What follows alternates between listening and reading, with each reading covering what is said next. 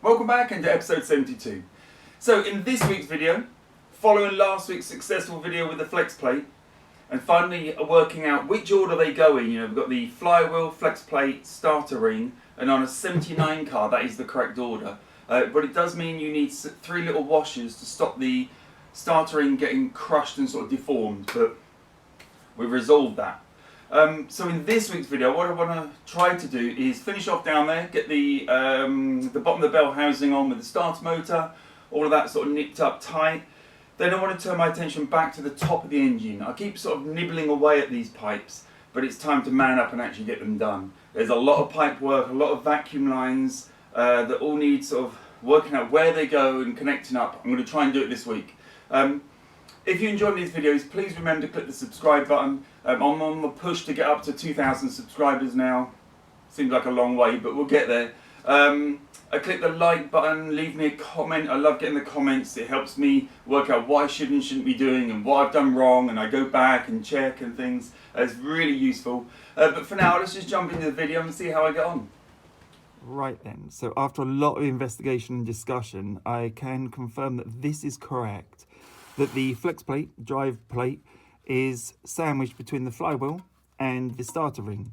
And it has 2 bolts, 3 times. I can't quite get it all in shot, but there's 2 here, single, then another 2, single, another 2, and a single. Now these doubles are the ones that pin the flex plate to the, in the sandwich.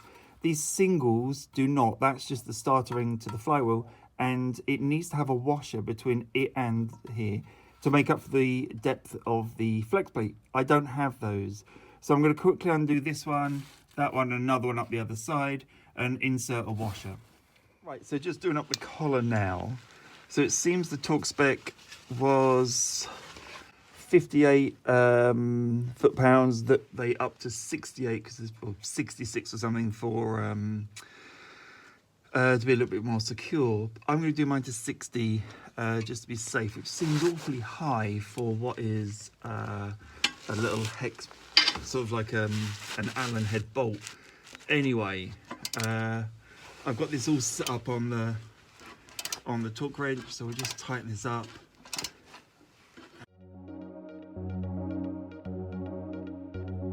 Right, hopefully you can see. I've got the starter motor and bell housing here on the floor, but it's very heavy, so I'm going to try and lift it up by hands. I'm just wondering whether I can quickly get a bolt into it, which I probably can. If I get a couple of bolts on standby, I might be able to get 2 bolts in and then work out what to do. Oh, right, so lifting. Yeah, that is heavy. Don't know if you can see much from there. Right, okay, it's in. That's quick. So let's try and get 2 more bolts in just to really make sure it's safe. Oh, the other bolt is in, because this doesn't line up. It's not in anything. Not quite. I think we're going to be leaving these finger tight for the moment, but at least that's roughly in place. We can get the wires on it and torque it all up. Right, to keep things interesting, we're going to go for the ignition coil next. So that is the original, well, that is the ignition coil that came off the car. I don't know if it's original, and therein lies the problem. They're about £80 to replace, not a big deal, but I don't know how old that one is. Might be, I doubt it's original to the car. All the little sort of paper stickers are still on it. So what I'm going to do is use it, treat it as a consumable item, so at some point in a lifetime ignition coil will fail. It's really easy to get to. It goes just here in the engine bay. We'll try it. If we don't get a good spark, we'll junk it. So what we're going to do is just basically pop it in and see what we do. I've sprayed up the bracket because that was pretty rusty. And annoyingly, it fits in there. The bottom bolt's easy to get in, but the top one is under the wiring loom. So that's going to be a little bit tricky. I may have to just pull the wiring loom out a bit. But I'm hoping I can just slide 1 bolt in on the bottom to hold it in place, and then we can do the top one. I don't know if I'm going to be lucky enough to be able to do it.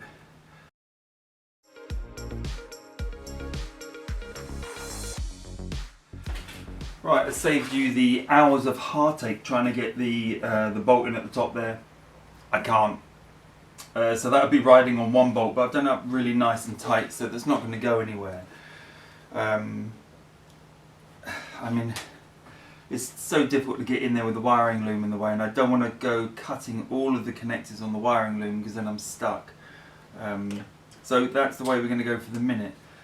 Right, the wiring up side of things now. And luckily I'd labelled which one was the positive. I don't like the wiring on this car particularly, but that's not my focus at the moment. The main deal is getting the thing starting. So although there is an electrician block on this wire, I don't like it connecting two together. I may swap it out in a little while depending how I feel after I've done this, how much it annoys me, but at the moment it's functional, so I'm tempted just to leave it. Right, as you know, it's not often I can offer a tip, but definitely fit the pipes before you put the intake runners in, because it's going to be a pain in the butt now. I've got my or a diagram off of online that shows me where a lot of the pipes go.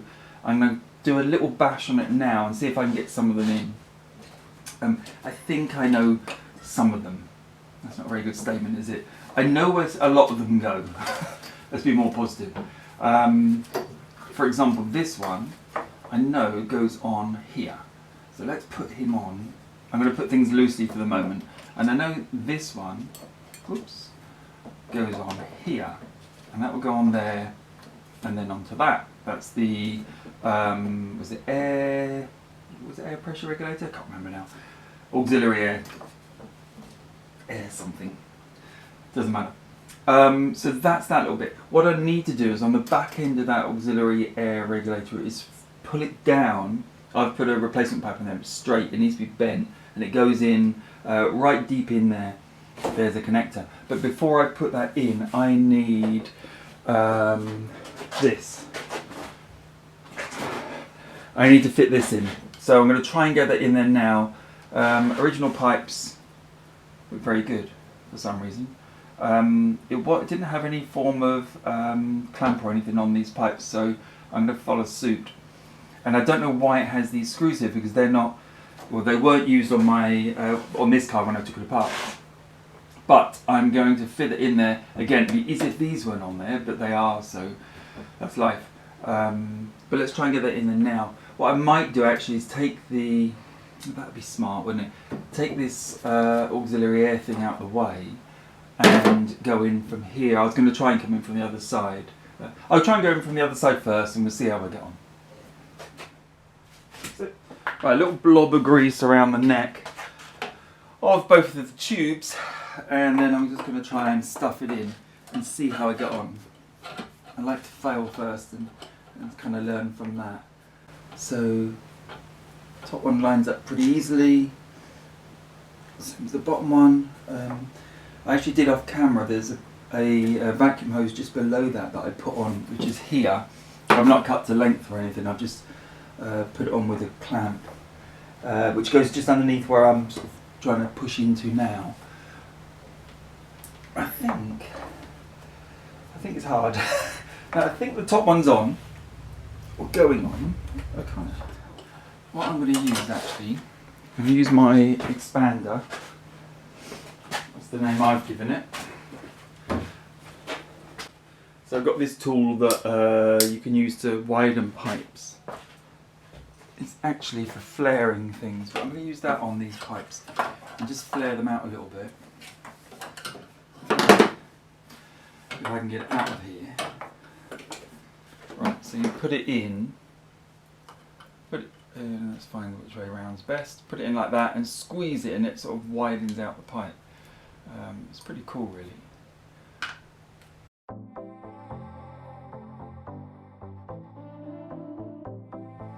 Right, I've gone ahead and refitted this thing here and put some clamps on its hoses because it kept dropping off, especially with the hose I'm about to fit on the back of that auxiliary air regulator, I think it is. It's going to come in and very tight, goes straight down just where my finger is, about there. I don't want it sort of knocking this thing off. So I'm going to try and put that in there now. Right, Right, so what we're trying to do is, there's a hose in here, the one I showed you before. I'm trying to bend it deep down onto the, there's a fitting, comes out of the throttle body. But the hose I've got is straight. Now the big question is, why am I not using the original hose? Let's have a look at the original hose. I think it's that. And you can see that is pretty tatty. I think that is actually the original. Let me just double check. Yeah. Okay, so that is the original hose. That's just really manky, isn't it? And I'd much rather put a nice new one in there. But my hose is straight.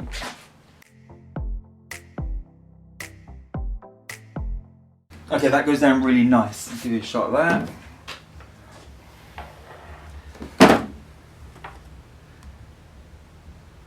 Right, hopefully you can see there's this line come down here and there's the clamp just sort of just there, which I'll just tighten up now. And that's that pipe nicely bent in under the runners, and that comes up here. So on the end of this plastic, and then we've got the actually my pipe's too long, isn't it, because I need it to bolt onto there, so I'm going to have to shorten my pipe a bit. Another pipe, another victory. It's this one here then, so this is a vacuum line that comes off. It's very hard to point down there, but it's right at the very front of the throttle body. There, you can see this bright silver clip. Comes through, threaded underneath, but up round and then in here into the side of the distributor. This is probably the retardant advance. That's pretty straightforward, that one. Right, so the next pipe I'm going to do is from the, on the back side of the throttle body, there's 3 connectors. So I think it's the central one. Let me check my diagram. It's the far right one actually. Let's just come back round and check I'm connected up to the correct port. I'm not. So it's the, if I waggle that off. So this right side one there connects up to the bottom of the distributor. So let's pop that in there now. Right, I think it's time to look at the warm-up regulator which sits here. Now mine, I sort of mistakenly put it on at that angle, which is wrong.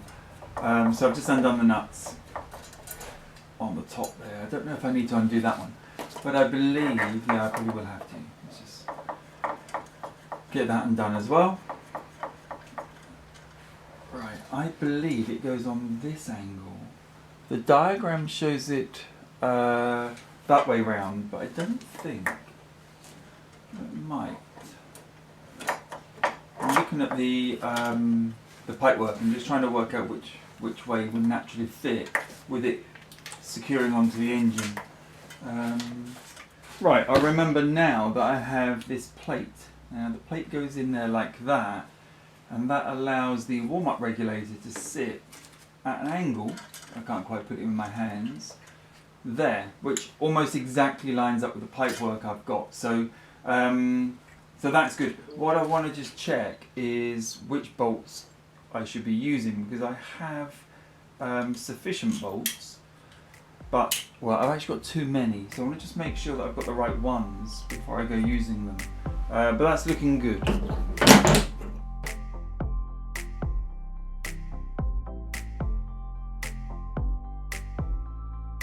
So this is actually turning out to be a bit of a witch hunt around my garage for pipes. I found this one, which goes on the oil strainer.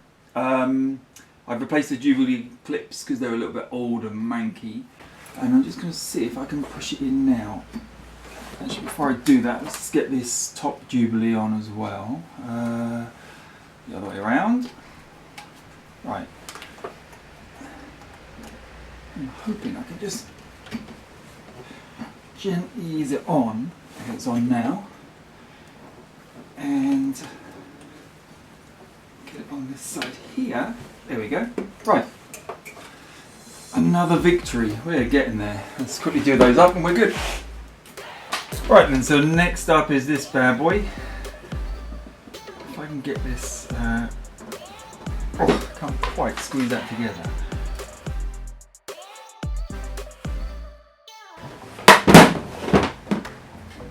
Right, now this comes all the way around and plugs back in here, which is quite convoluted, but that's the way it goes. Just get it to go on. It goes on there like that. Not sure I like it, but... Right, I've hunted around. I bought a new one of these. It just isn't going to be possible to get this thing to work.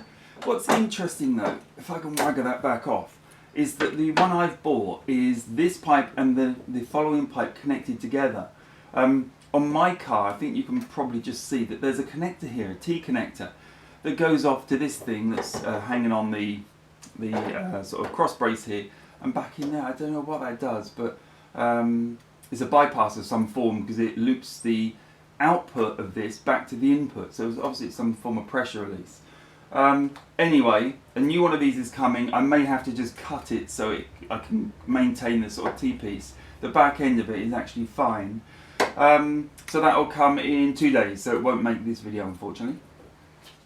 Well, I think that pretty much wraps up this week. A lot of pipes on, got the bottom of the bell housing on, which is really good. I just need to tighten those bolts up. Got to remember to do that.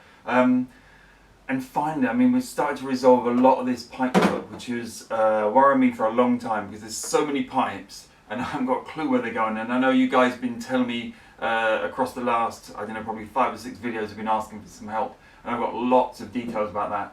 But it's good to get them going in now. I know I've not done these ones. I've got this big boy here. I'm going to clean up in a second, give it a wash and then get that back on. I think I know where that one goes.